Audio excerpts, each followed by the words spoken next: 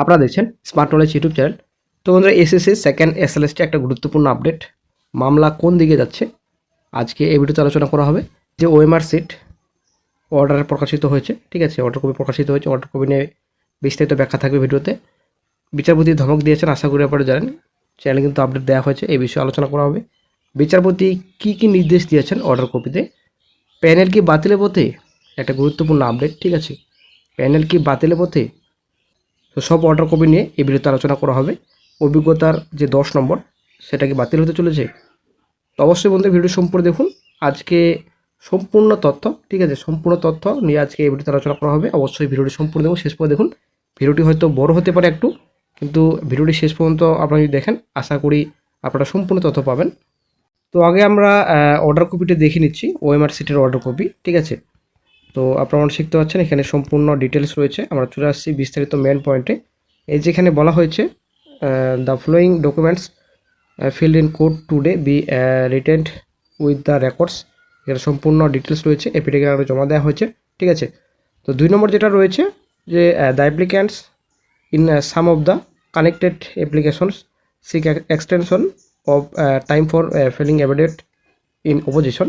সংযুক্ত কিছু আবেদনপত্রের আবেদনকারীরা বিরোধিতার শপথপত্র দাখিলের জন্য সময় বৃদ্ধির আবেদন করেছেন। থার্ডে যেটা বলা হয়েছে let affidavit in opposition by the applicants be prepared and circulated within 2 weeks from date. Reply if any by the petitioners be within a thereafter. 3 number যেটা বলা হয়েছে যে আবেদনকারীদের তারিখ থেকে 2 সপ্তাহের মধ্যে বিরোধিতার শপথপত্র প্রস্তুত এবং প্রচার করতে হবে। আবেদনকারীদের যদি কোনো উত্তর থাকে তাহলে তারপর 1 সপ্তাহের মধ্যে দাখিল করতে হবে।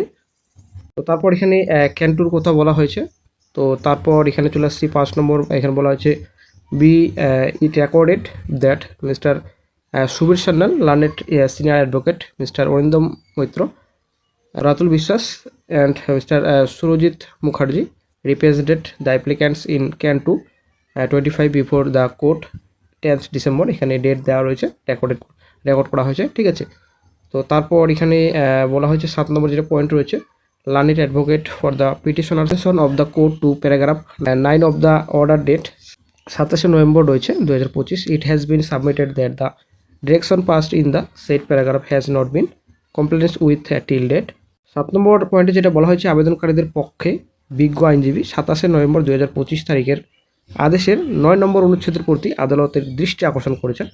জমা দেওয়া হয়েছে যে উক্ত অনুচ্ছেদে প্রদত্ত নির্দেশ আজ পর্যন্ত পালন করা হয়নি। তো তারপর এই যে 8 নম্বর একটা পয়েন্ট রয়েছে learned advocate for the commission submits that an application for modification of the set direction has been filed being can 625। যেটা বলা হয়েছে কমিশনের একজন বিজ্ঞ আইনজীবী দাখিল করেছেন যে উক্ত নির্দেশিকা সংশোধনের জন্য একটি আবেদন দাখিল করা হয়েছে যা 2025 সালের ক্যান 6 অনুসারে প্রযোজ্য। তারপর 9 নম্বর প্যারাগ্রাফ আপনারা শিখতে পাচ্ছেন। এখানে paragraph 9 of the order date 27 November 2025 specially mentions that the OMR seats of the candidates shall be the public domain solely for the purpose of maintaining transparency, fairness and to avoid frivolous litigations. পয়েন্টে যেটা বলা হয়েছে 27 November 2025 তারিখের আদেশের 9 নম্বর অনুচ্ছেদে বিশেষভাবে উল্লেখ করা হয়েছে যে প্রার্থীদের ওএমআর সিটগুলি কেবলমাত্র স্বচ্ছতা ন্যায্যতা বজায় রাখার জন্য অপ্রয়োজনীয়তা মামলা এড়াতে জনসাধারণের কাছে প্রকাশ করা হবে। আশা করি আপনারা বুঝতে পারলেন যে প্যারা 9 রয়েছে, ঠিক আছে। 27 স্পেশালি যে মেনশন করা ছিল ওএমআর সিট প্রকাশ করা, তো এটা কিন্তু স্বচ্ছতা বজায় রাখার জন্য ওএমআর সিট প্রকাশিত করতে হবে, ঠিক আছে। তারপর 10 নম্বর যেটা পয়েন্ট রয়েছে similar direction for publication of OMR sheets was passed by the court in respect first state level selection test 16 recruitment process. The very purpose of publication is to maintain absolute transparency, fairness and sincerity in the recruitment process. By this way, several allegations may be avoided and corruption may be ruled out.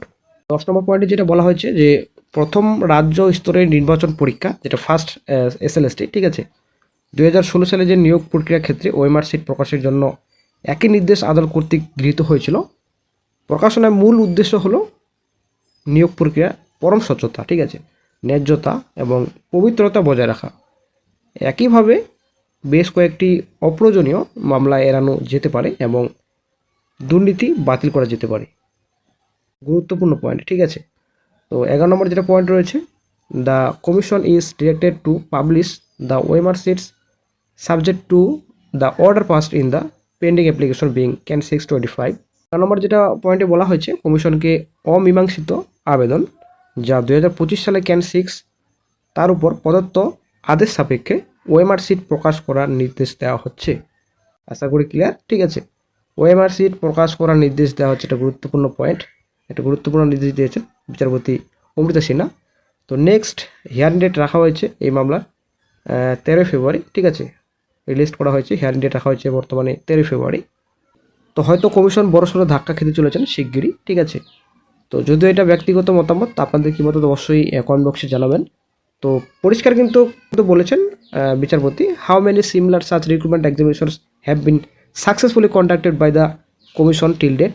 তো এতদিন পর্যন্ত commission মানে recruitment notification কতগুলো বের করেছে, কতগুলো successful হয়েছে, recruitment successfully করেছে কমিশন, এটা কিন্তু জানতে চেয়েছেন বিচারপতি। তো এটা তারপরে বললেন যে this is the second one, ঠিক আছে, এটা সেকেন্ড। তো প্রথমটা বাতিল হয়েছে, ঠিক আছে। The first one goat cancelled, প্রথমটা কিন্তু বাতিল হয়েছে। First one goat cancelled for any reason, তো প্রথমটা কিন্তু বাতিল হয়েছে কোনো কারণবশত। তারপরে কিন্তু কমিশনের আইনজীবী বলেন যে and the school service commission may not be existent since 1998 and there have been regional level selection test. কমিশনের আইনজীবী যেটা বলতে চাইছেন যে এই যে স্কুল সার্ভিস কমিশন হয়তো 1998 সাল থেকে অস্তিত্বহীন এবং আঞ্চলিক স্তরে নির্বাচন পরীক্ষাও হয়েছে। তারপরে কিন্তু বিচারপতি বলেন and from 98 till 26 this is the second examination first goat cancelled. তো 98 সাল থেকে 2026 পর্যন্ত এটি দ্বিতীয় পরীক্ষা, প্রথমটি বাতিল করা হয়েছে। তো বন্ধুরা ভাবা যায় এত বছর ধরে রিক্রুটমেন্ট নোটিফিকেশন, ঠিক আছে, মাত্র দুটো, ঠিক আছে। তো অ্যাকচুয়ালি রিক্রুটমেন্ট নোটিফিকেশন প্রকাশিত করেনি, 2016 সালের নোটিফিকেশন একটা প্রকাশিত করেছিল, তো সেটা কিন্তু বাতিল হয়ে গেছে, ঠিক আছে। 2016 সালের পর 2026 সাল, ভাবা যায় কত বছর পর আজকে সেকেন্ড এসএলএসটি প্রকাশিত করেছে কমিশন, তবুও আবার কোর্টের চাপে, ঠিক আছে। পরে কিন্তু বিচারপতি বললেন যে so you have got a terrific score, right, let us see, we will wait. বিচারপতি বললেন যে অসাধারণ নম্বর পেয়েছো, তাই না, দেখা যাক, আমরা অপেক্ষা করবো next day. How many similar such recruitment examinations have been successfully conducted by the commission till date? Not this. This is the second one. The first First one one got cancelled. First one got cancelled for you, but yes. So you've got a terrific score, right? একটা অন্য মামলায় বিচারপতি কিন্তু বলেছেন যে this is how this academic score you are including 10 academic score, you know, এই academic স্কোরের কথা বলছো, 10 একাডেমিক স্কোর অন্তর্ভুক্ত করেছো, জানো। কমিশন আইনজীবী বললেন যে that is this 10 marks issue is also the teaching. আইনজীবী বললেন যে এই যে 10 নম্বর সমস্যাটি এটা শিক্ষকতার। বিচারপতি বললেন যে this is what he is raising the issue that somebody says I will get 10 marks for the period teaching experience, right. এই বিষয়টি সে উত্থাপন করছে যে কে বলছে আমি পূর্বের শিক্ষকতার অভিজ্ঞতার জন্য আমি 10 নম্বর পাবো, তাই না। You do not know exactly because you did not verify whether the 10 marks the candidate will get or not, you check it at a later stage at the time of filling the application form. তারপরে কিন্তু বিচারপতি বললেন যে তুমি ঠিক জানো না, কারণ তুমি যাচাই করোনি যে প্রার্থী 10 নম্বর পাবে কিনা। আবেদনপত্র পূরণের সময় তুমি পরবর্তী পর্যায়ে এটি পরীক্ষা করে দেখোনি। তারপরে কিন্তু বিচারপতি বলেন the commission does not know whether the inputs are proper or not. The commission can not know because this is the submission of female candidate that describe herself as a male one. How will the commission know? Commission will not know. বিচারপতি বলতে চাইছেন যে আবেদনপত্র পূরণের সময় আপনি পরবর্তী পর্যায়ে এটি পরীক্ষা করেন। কমিশন জানে না যে ইনপুটগুলি সঠিক কিনা, কমিশন জানতে পারে না কারণ এটি একটি মহিলা প্রার্থীর জমা দেওয়া যা নিজেকে পুরুষ হিসেবে বর্ণনা করে। কমিশন কিভাবে জানবে? কমিশন জানবে না। বিচারপতি কিন্তু আরও বলেন যে now when you prepare the interview list that 10 marks remains at the time of interview, you verify and see that whether the candidate is not eligible to get 10, maybe or 2 or nothing, candidate goes out, right. Had you checked this at the initial stage, then that candidate would not have got 10 marks and somebody else. This Now this academic score, you are including 10. academic score, that is this, yes, 10 marks issue is also the teaching. This is what he is No, he's raising the issue. But that- Somebody says, I will get 10 marks for the prior teaching experience. তো বিচারপতি কিন্তু অনেক কিছু কথা বলেছেন, ঠিক আছে। তো পরিষ্কার বলছেন যে এখন যে আপনারা সাক্ষাৎকারের তালিকা তৈরি করবেন, তখন সাক্ষাৎকারের সময় যে 10 নম্বর বাকি থাকে আপনি যাচাই করে দেখেননি। আপনি যাচাই করে দেখেন যে প্রার্থী 10 নম্বর পাওয়ার যোগ্য কি না, তো 2 পাওয়ার যোগ্য নাকি কিছুই পাওয়ার যোগ্য নয়, প্রার্থী বেরিয়ে যায়, তাই না? আপনি যদি প্রাথমিক পর্যায়ে এটি পরীক্ষা করে দেখতেন তাহলে সেই প্রার্থী 10 নম্বর পেত না এবং অন্য কেউ সাক্ষাৎকারের তালিকায় অন্তর্ভুক্ত হওয়ার সুযোগ পেত। এটি তার ক্ষেত্রে 10 নম্বর পাওয়ার যোগ্য কিনা তা ভিন্ন বিষয়, এটি ভিন্ন বিষয়। কিন্তু বলেন this is what the petitioner, if I have understood the petitioner correctly. আমি আবেদনকারীকে সঠিকভাবে বুঝতে পেরে থাকি তাহলে এটা হকারের কথা।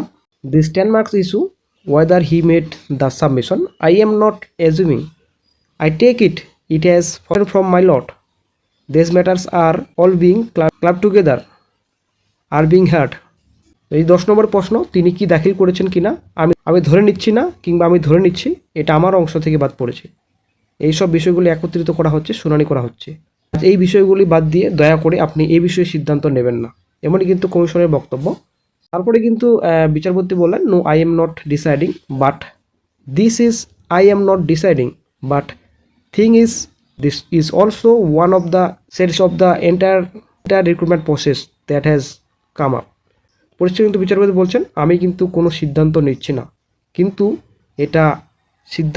না, কিন্তু ব্যাপারটা হলো এটিও পুরো নিয়োগ প্রক্রিয়ার একটি ছায়া যা উঠে এসেছে। আশা করি আপনারা বুঝতে পারলেন এই নিয়োগ প্রসেসটা কিন্তু অনেকটা অন্ধকারের দিকে গেছে, ঠিক আছে। তো যাই হোক, এমনই কিন্তু মন্তব্য করেছেন বিচারপতি এবং কমিশনের আইনজীবী। তো কোর্টরুমে যা হয়েছে সম্পূর্ণ তথ্য আপনারা আশা করি পেয়ে গেছেন। তো এবার প্যানেল বাতিল হবে নাকি থাকবে আশা করি আপনারা নিজেরাও বুঝতে পেরে গেছেন, ঠিক আছে। তো নিজস্ব মতামত আপনারা কমেন্ট বক্সে জানাবেন। তবে কি হবে সেটাই হচ্ছে ব্যাপার। আগামী 20 তারিখে এক্সপিরিয়েন্স নাম্বারের শুনানি রয়েছে। তো অভিজ্ঞতা নাম্বার থাকবে নাকি থাকবে না সেটাই এখন দেখার বিষয়।